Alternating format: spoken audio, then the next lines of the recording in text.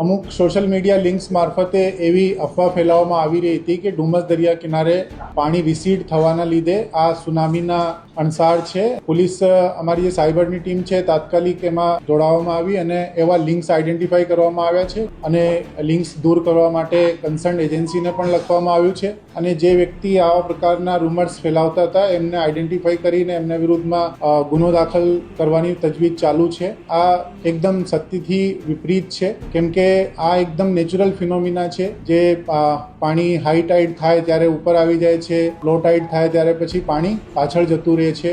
આવી ઘટના એકદમ નેચરલી બનતી હોય છે, પરંતુ એને મિસઇન્ફોર્મેશન ફેલાવીને લોકોની અંદર એક અલગ પ્રકારનું પેનિક ક્રિએટ કરવામાં આવતું એટલે તાત્કાલિક કાર્યવાહી હાથ ધરવામાં આવી છે. હું એક વખત ફરી આપના મારફતે રિક્વેસ્ટ કરું છું તમામ સુરતના રહેવાસીઓ દ્વારા ને કે આ હાવ એકદમ સેફ છે ત્યાં ડુમસના દરિયા કિનારે લોકો જાય, માણે અને કોઈ પણ પ્રકારની એવી અફવાનો ઉપર ધ્યાન નહીં આપે.